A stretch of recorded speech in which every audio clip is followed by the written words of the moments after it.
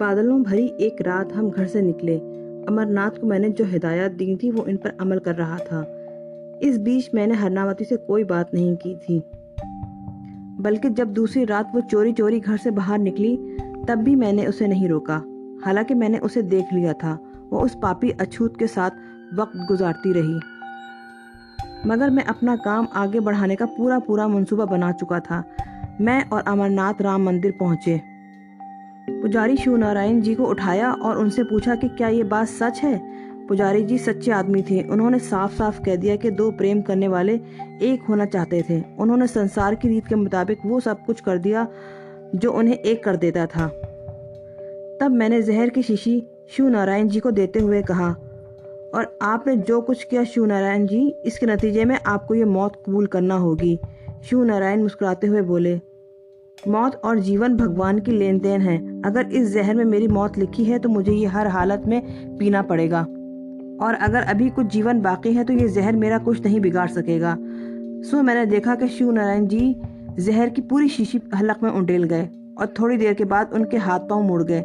हमने पहले से सारा बंदोबस्त कर रखा था।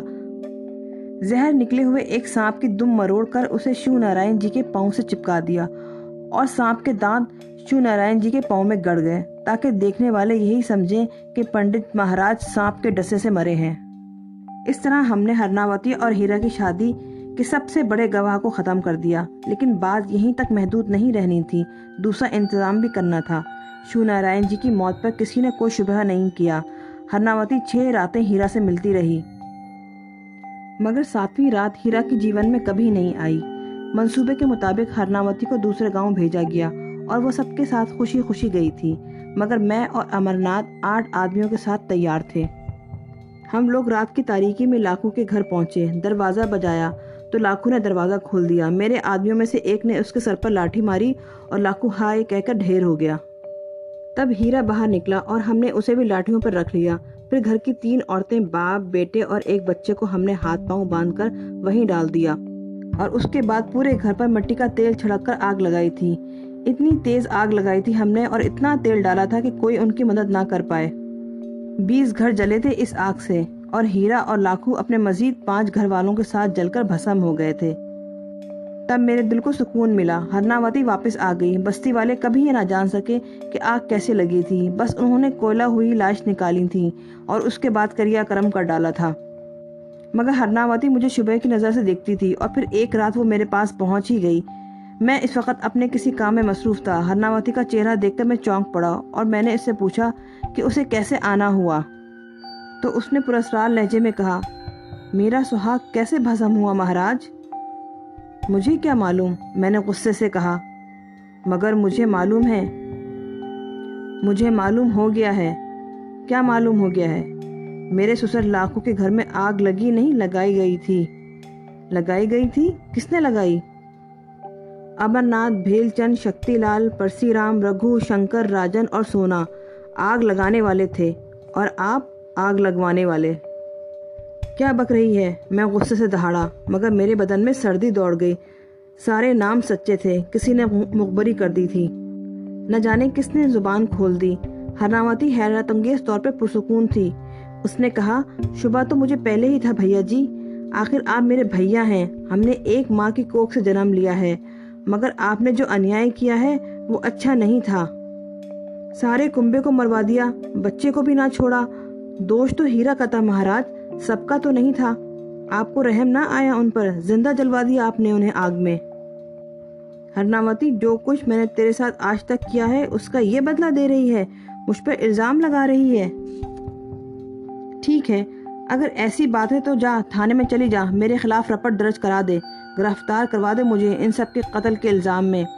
हरनावती अजीब से अंदाज में हंसी, फिर बोली, कहा था मैंने हीरा से भैया जी, कहा था मैंने, उससे कहा था, मगर उसने कहा कि इससे कोई फायदा नहीं होगा।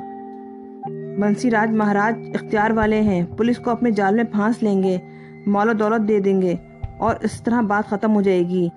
लेकिन अब अपना काम हीरा खुद ही निपटाएगा। बंसीराज महाराज, क्या बक रही है तू क्या कहती है? और वो हीरा? हीरा?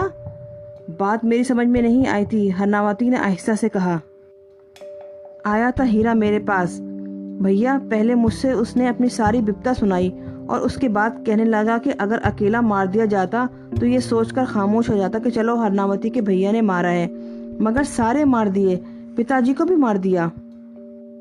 कह रहा था कि सबने यही फैसला किया है कि अपना बदला वो खुद लेंगे तुमसे, समझे बंसी महाराज? मैं तुम्हें यही बताने आई थी कि हीरा तो कह रहा था कि क्या फायदा ये सब कुछ कहने से, जब बदला शुरू होगा तो बंसीराज महाराज खुद ही देख लेंगे, कहने सुनने से कोई फायदा नहीं, उनकी समझ में नहीं आएगा। मैं फटी फटी आंखों से हरनावती को देखता रहा, शायद पागल हो गई थी। वो हमदर्द निगाहों से मुझे देखती हुई वापस चली गई। मैंने उसे रोकते हुए कहा, कहाँ जा रही है तू? अब कहाँ जाऊंगी भैया जी, मेरा ससुराल तो खत्म हो गया, उसने रोंदे हुए लहजे में कहा। बेहया बेशरम नीच जात थे वो, इस घर को अपना ससुराल कहते, तुझे शर्म नहीं आई? जवाब में उसने मुझे हिकारत भरी नजरों से देखा और कमरे से निकल गई। मगर मुझे कुछ करना था, अगर उसने किसी और के सामने जुबान खोल दी तो मेरे लिए बड़ी मुश्किलात पैदा हो जाती। चुनाचे मैंने उसे दूसरे दिन ही एक अलग थलग जगह रख दिया। मेरी हवेली पुरखों की बनाई हुई है, 2 हिस्से हैं उसके, एक हिस्सा वीरान पड़ा रहता है। मैंने उसी वीरान हिस्से को साफ सुथरा करवाया और उसे वहां पहुंचा दिया। मेरी पत्नी पहले तो हैरान हुई, बाद में मुझे उसे अपना राजदार बनाना पड़ा। अमरनाथ वगैरह से मैंने हरनावती की कही हुई बातों की पूरी तफसील नहीं बताई थी कि कहीं वो डर न जाए, लेकिन हरनावती की कैद की निगरानी करने के लिए उसी को मुंतखब किया था और ये कहा था कि हरनावती को इस बात का शुबा हो गया है कि लाखों के घराने को मारा गया है। अमरनाथ मेरा वफादार आदमी था, आंखें बंद करके अपने काम में लग गया, मगर मेरी नींदें हराम हो गई थी। महाराज, मैं ये सोचता था कि हरनावती हीरा का नाम कैसे लेती है। वो ये बात कैसे कह रही थी कि हीरा ने उसे ये तफसील बताई थी। वैसे तो मैं ये ना मानता, मगर उसने तमाम लोगों के नाम बिल्कुल ठीक ठीक लिए थे जो लाखों के घर आग लगाने गए थे। फिर एक खौफनाक वाकया पेश आया। अमरनाथ और उसके 2 साथी जो रात को वहीं सोया करते थे जहां हरनावती कैद थी, अचानक ही आधी रात को दहशत से चीखते हुए दौड़ते हुए नजर आए। इन तीनों के जिस्मों में आग लगी हुई थी और शोले इतने बुलंद थे कि हवेली के दूसरे मुलाजिमों ने भी देख लिया। सब इकट्ठे हो गए। लोग कहते हैं, मैं तो उस वक्त मौजूद नहीं था, कि उन्होंने आग बुझाने की हर मुमकिन कोशिश की, मगर उनके जिस्मों में आग बुझे ना बुझती थी और तीनों के जिस्म ऐसे जल गए जैसे कोयला। मैं ज़रूरी कार्रवाइयों में मसरूफ़ रहा। बस्ती वालों को इस बारे में बस इतना ही पता चल सका कि किसी तरह 3 आदमी जलकर भस्म हो गए हैं। असल बात किसी के कानों तक नहीं पहुंची थी। हरनावती से मैं खुद मिला तो वो मुतमईन नजर आई, हंसकर बोली, बाकियों के साथ भी यही सब कुछ होना है महाराज, थोड़ा इंतजार कर लें और उसके बाद आपकी बारी भी आएगी। तेरा दिमाग खराब हो गया है, दुश्मन हो गई है तू हमारी? नहीं महाराज, मैंने तो ऐसा नहीं किया। हीरा मुझे पहले ही बता गया था कि इब्तिदा वो अमरनाथ और इन दोनों आदमियों से करेगा। मेरे ऊपर पहरा लगाने की जरूरत नहीं है महाराज। बचा सकते हो तो इनके घर वालों को और उन्हें बचा लेना जिन्हें तुमने इस काम के लिए आमादा किया था। मैं कहाँ जाऊंगी, मेरा कौन सा ठिकाना है? मैं वाकई परेशान हो गया था। मेरी समझ में नहीं आ रहा था कि क्या करूं। अमरनाथ मेरा मुशीर था, हर तरह की राजदारी के मशवरे में इसी से किया करता था और अब वो ना रहा था। मुझे इसकी मौत का बहुत अफसोस था। बहरहाल परेशानियों का आगाज तो उसी दिन से हो गया था जिस दिन से मुझे ये पता चला कि हरनावती ने इस नीच जात से शादी कर ली है और अब ये परेशानियां उरूज को पहुंचती जा रही थी। मेरे बेटे ऐशो इशरत की जिंदगी में परवान चढ़े थे। बड़े बेटे की शादी करने वाला था मैं, मगर कोई बात समझ में नहीं आ रही थी। फिर एक दिन पता चला कि रघु और शंकर जो खेत में काम कर रहे थे सांप के डसने से मर गए। किसी ऐसे नाग ने डसा था जो बहुत जहरीला था। दोनों की लाशें तक नहीं उठाई जा सकी थी। बदन का सारा गोश्त गलकर पानी की तरह बह गया था और हड्डियों के ढांचे खेतों में पड़े नजर आ रहे थे। जहां जहां उनका पानी बहा था वहां जमीन ऐसी काली हो गई थी कि जैसे आग लगा दी गई हो। और उसके बाद महाराज वो खेत फिर से सरसब्ज ना हो सके। फिर उसके बाद दूसरे लोगों की बारी आई। बीरचंद और शक्ति राज भी मारे गए। राजन और सोना तो पहले ही अमरनाथ के साथ भस्म हो गए थे। बीरचंद और शक्ति कहीं से आ रहे थे कि रास्ते में उनकी गाड़ी टकरा गई और इस तरह उनका कीमा हुआ कि उनकी लाशें भी नहीं उठाई जा सकती थीं।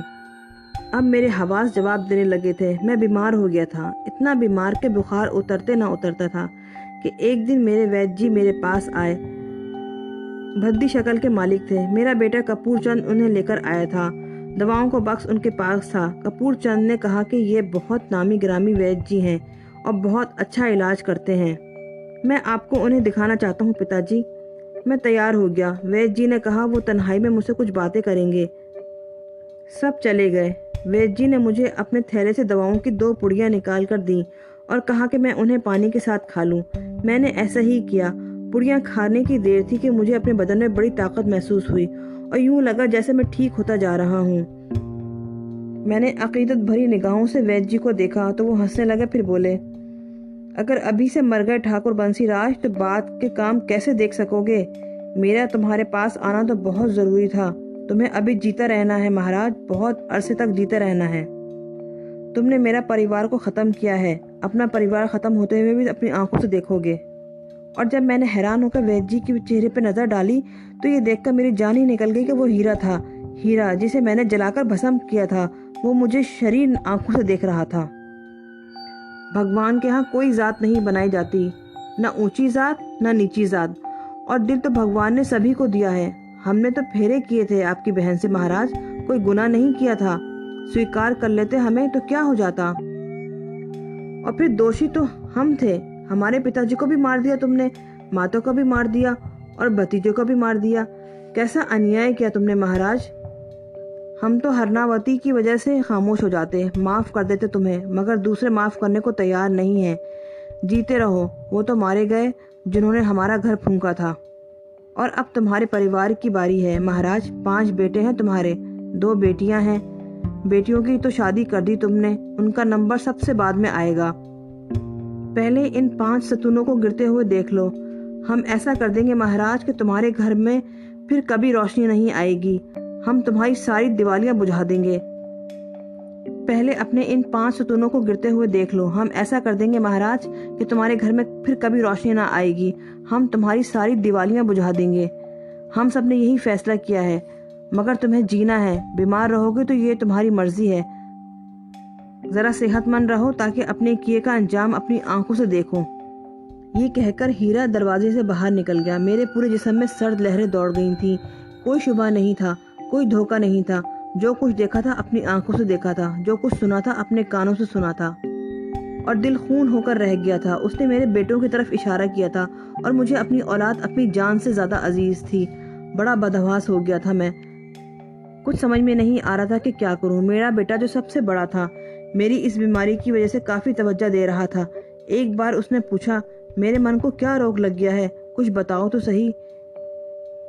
मेरी धर्मपत्नी भी जिद पर आ गई थी तो मैंने सारी कहानी उन लोगों को भी सुना दी। मेरा बेटा हंसने लगा, फिर बोला, ये आपका वहम है महाराज, आपके दिल में चोर बैठ गया है। वो सारे के सारे जो मरे, आपको उनकी मौत की वजह मालूम है। हादसे होते ही रहते हैं और हादसा हुआ है उनके साथ। वो कैसे हादसे हुए थे, जरा मुझे भी तो बताओ। इंसानी जिस्मों में आग लग गई, नाग ऐसे काटे कि बदन पानी की तरह हो जाए। ये सारे खेल क्या तुमने इंसानी खेल समझे, या उन्हें हादसा कह सकते हो? वो लोग भी कुछ मुतासिर हो गए थे, लेकिन कोई बात समझ में नहीं आ सकी। और फिर महाराज, मेरा सबसे बड़ा बेटा, मेरा सबसे बड़ा बेटा, एक सुबह जब घर वालों ने उसे ना पाया तो उसके कमरे में उसे पुकारने गए।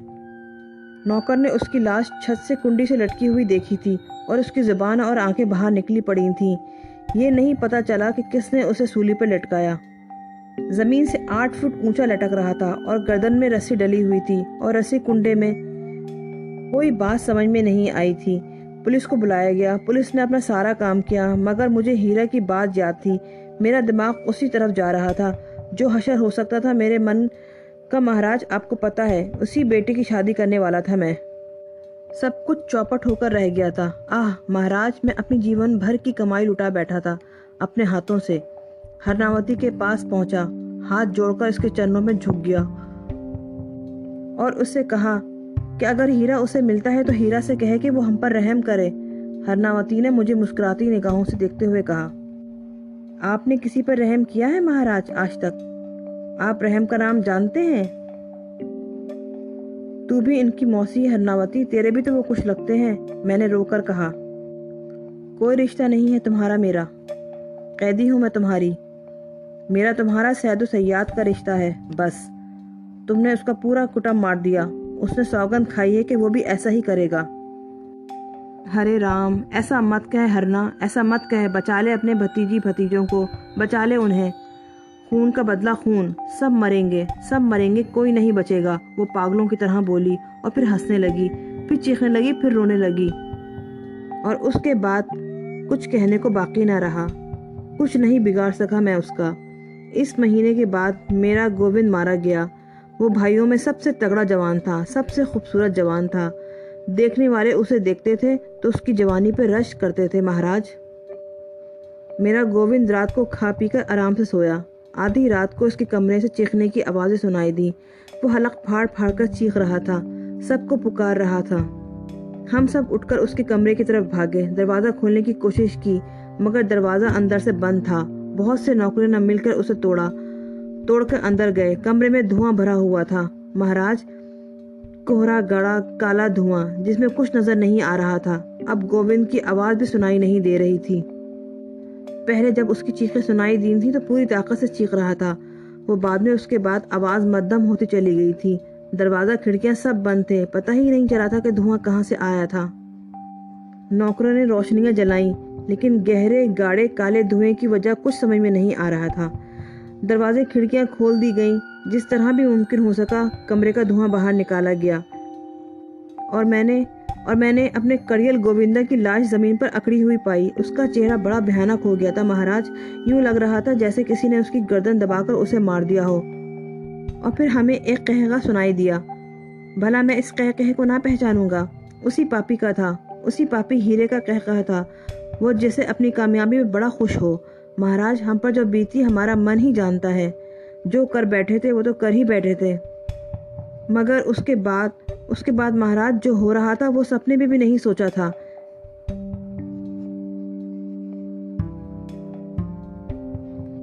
सब कुछ उसी की वजह से हुआ है। मगर महाराज, हिम्मत नहीं पड़ती। गोविंदा के बाद मेरा एक और बेटा मेरे हाथों में दम तोड़ गया। नहीं आती मौत मुझे। भगवान के लिए मदद करें। 2 बेटे और बेटियां हैं मेरे। 3 बेटों को सब्र कर चुका हूँ। बड़ा दिल पत्थर कर लिया है मैंने। मुझे जीवन से कोई दिलचस्पी नहीं है। आज मर जाऊं तो सारे पाप कट जाएंगे, मगर जीते जी ऐसा नहीं हो सकता। एक एक करके सारे मेरी आंखों के सामने खत्म हो जाएंगे। खाना पीना खत्म हो चुका है मेरा महाराज। जब भी भूख लगती है तो थोड़ी देर बाद कोई चीज़ खा लेता हूँ। 6-6 दिन के फाके किए हैं मैंने, सिर्फ इस ख्याल से कि भूख और प्यास से मर जाऊं, मगर मौत नहीं आती। मेरी ही तरह मेरी धर्मपत्नी का भी यही हाल है। हालांकि वो तो बेगुनाह है, उसने कुछ नहीं किया, मगर मुझसे ज़्यादा मर रही है। मेरी मदद कर सकते हैं तो अल्लाह के नाम पर मेरी मदद करें। आप मुसलमान हैं और अल्लाह के नाम पर अगर आपसे कोई मदद मांगी जाए तो सुना है कि मुसलमान अपना सब कुछ लुटा देते हैं सवाल करने वालों पर। मैं सवाली हूँ महाराज, आपके बारे में जो कुछ सुना है मैंने। अगर अल्लाह ने आपको जो कुछ दिया है मुझ पर खर्च कर दे तो दुआएं ही दे सकूंगा, उसके बदले में और कुछ नहीं कर सकूंगा। महाराज, सारे बस्ती वाले मुझे नापसंद करते हैं। अगर आप हुक्म दें तो इन बस्ती वालों के सामने इनके चरणों में गिर जाऊं। मैं तो अपनी अना भी तोड़ने को तैयार हूँ। ये अना मुझे विरसे में ही मिली थी महाराज, मगर मेरे विरसे ने मुझे सब कुछ छीन लिया। वो इस तरह बिलक बिलक कर रोया कि मेरा दिल पानी पानी हो गया। जो कहानी उसने सुनाई थी उसमें इसके जुल्म की दास्तान छुपी हुई थी। लेकिन अब बंसीराज एक थका हुआ इंसान था, एक ऐसा शख्स जिससे कोई इंतकाम लेना भी गुनाह समझे। ऐसे आदमी को भला मैं क्या कहता। बहुत देर तक वो रोता रहा। उसका बदन थर थर कांप रहा था। मैं इसकी बेबसी की हालत को महसूस कर रहा था। फिर उसने कहा, अगर मैं बस्ती वालों के सामने दिन की रोशनी में आपके पास आता तो वो जूते मारते मेरे सर पे। इतनी बातें करते वो कि मुझसे सही ना जाती। इसलिए महाराज, रात का ये समय चुना है। आपको जो तकलीफ हुई है वो मुझे पता है, मगर जो तकलीफ मुझे है महाराज, एक डूबता हुआ आदमी हर चीज़ को पकड़ने की कोशिश करता है जो उसके हाथ आ सके। मैं भी वैसा ही हूँ। आपकी तकलीफ को मैं अपनी तकलीफ में भूल गया। मुझे माफ़ कर दें, मेरी मदद करें। उसने दोनों हाथ जोड़े। आंखों से आंसुओं का सैलाब बह रहा था। चेहरा हसरत और यास की तस्वीर बना हुआ था। मैंने आंखें बंद कर लीं और फिर मैंने आहिस्ता से कहा, आज की रात मुझे दो बंसीराज, कल मैं तुमसे इस बारे में बात करूंगा। मैं किसी न किसी तरह तुम्हारे पास पहुंच जाऊंगा। इस वक्त तुमसे कोई वादा नहीं कर सकता, लेकिन कल मैं तुम्हें बता सकूंगा कि मैं तुम्हारे लिए क्या कर सकता हूँ।